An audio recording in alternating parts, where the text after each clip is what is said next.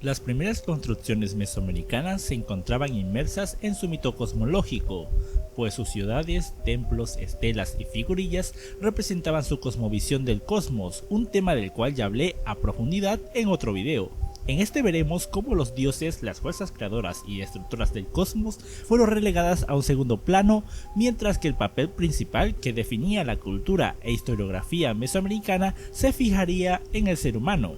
La historia, una disciplina que según los europeos nació en Grecia, de la mano del primer historiador conocido, Heródoto, y que tomó rigor científico e historiográfico de la mano de Tucídides. Claro, dentro de la cultura europea. Sin embargo, para América y por ende Mesoamérica tuvo un desarrollo distinto. Los primeros historiadores fueron aquellos que difundían la memoria histórica a través de los relatos orales, es decir, las historias que se narraban y transmitían de los ancianos a los más jóvenes. Entre estas experiencias de vida, peligrosas batallas con otras tribus o contra los mismos peligros de la naturaleza, a menudo impregnada de su cosmovisión, la cual ocupaba y regía la vida social de los mesoamericanos. Pero al llegar del periodo clásico se construyeron cacicazgos muy prósperos y poderosos, y el gobernante, considerado el representante de los dioses en la tierra, obtuvo más relevancia en la sociedad,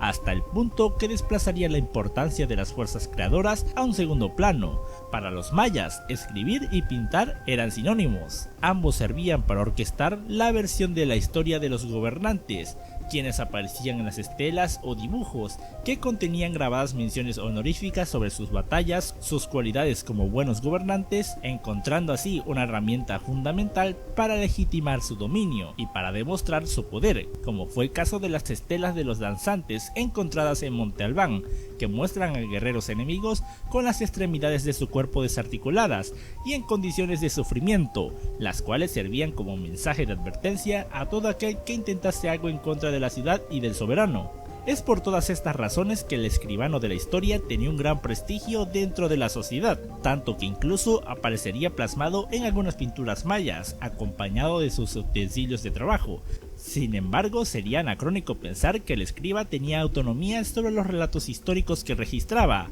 ya que desde la existencia de Monte Albán hasta el dominio mexica, la recuperación y explicación del entramado histórico estaba en manos de la élite gobernante, ya que ellos decidían qué recuperar del pasado, cuál sería su función y qué no era de interés que se conociera.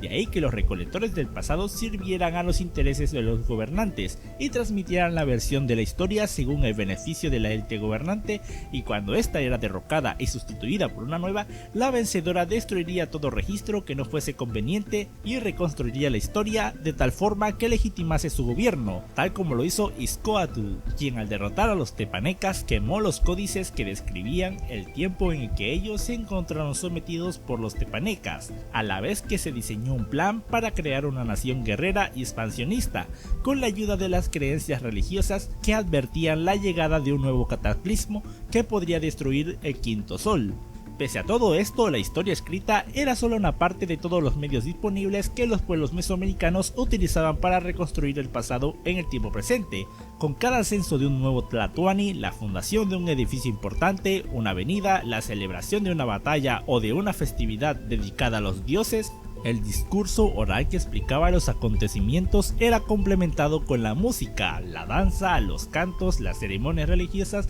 los sacrificios y la presencia de los dioses representados en la pintura y la escultura. Servían para representar el pasado y no solamente la palabra escrita. De hecho, este sería uno de los medios que más tarde permitiría a los frailes dominicos y franciscanos educar al indígena en el culto cristiano y también rescatar parte de su memoria histórica, un proceso del cual hablaremos en un futuro video.